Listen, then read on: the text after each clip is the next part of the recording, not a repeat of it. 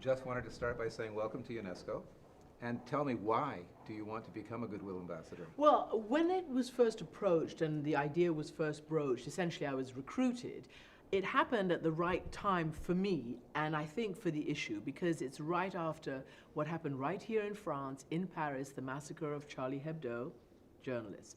And that, I think, focused everybody again on the increasing lack of safety and lack of protection for journalists. We usually think of it as out there in the wild and in the field, and actually it was right here at home, right here in the center of one of the great metropolitan cities of the world. And I felt that as much as I do, using my own voice and my own reporting and my own program on CNN to lobby for and speak loudly for not just freedom of expression, but safety of journalists, for the end to impunity when journalists are deliberately abused, killed, jailed, that this is an amazing platform. This is the United Nations, and particularly this, UNESCO, education, culture, scientific arm. And what culture is there? What education is there? What science is there without full, free engagement of ideas and expression? In other words, journalism. And I just felt, you know, our two agendas matched. You know, for us, it's super to have somebody with your profile with us. But working with you, what needs to change? Are we looking at a change at the individual level, the media level, the government level? What has to click into place for you? Okay, so I'm new at this. And there's probably a lot of ideas by a lot of delegates and a lot of ambassadors and a lot of the secretariat. But I think from all the reporting I've done and from my own experience in the field and from basic common sense, if you can address the impunity issue, that's one major issue.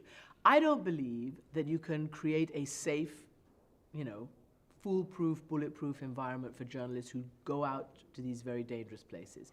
There will always be those amongst us who will be wounded or in some way harmed, or something will happen to us, as it always has done through the history of journalism in the field. But what's happening is the deliberate targeting of journalists now is out of control. And it's not just the deliberate killing. Did you know that the leading cause of death for journalists is deliberate? In other words, it's murder. That is the leading cause of death for journalists, which is completely not the case for the rest of the general population, which is illness and the rest.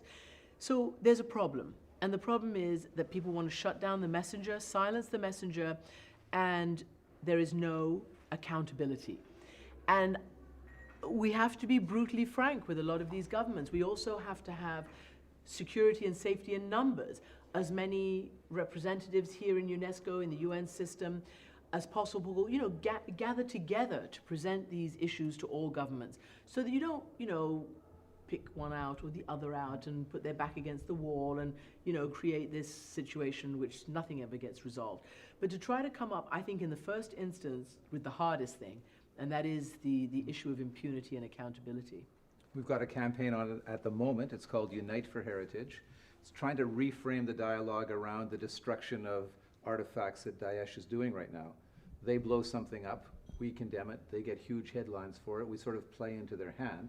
Now we're trying to reverse it and get ordinary people to say why heritage is important for them.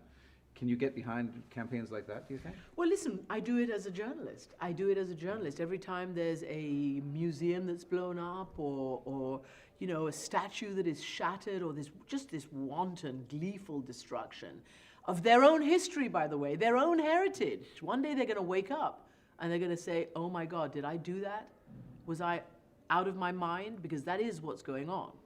And this very bizarre cult that has decided that its rationale and its raison d'etre is destruction, destruction, destruction. We have to combat it in every way we can.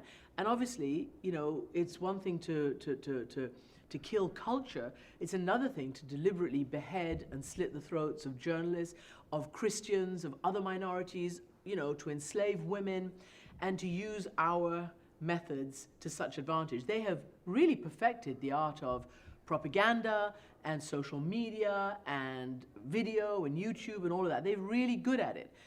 I don't think the answer is for us to be quiet. I think there has to be both.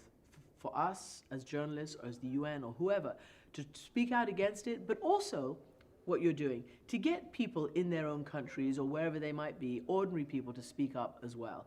Because it is a classic battle for hearts and minds, and right now it's not going well for the voices of freedom and democracy and civilization. Thank you very much. Thank you. Great, thank you. Thank you. Thank you.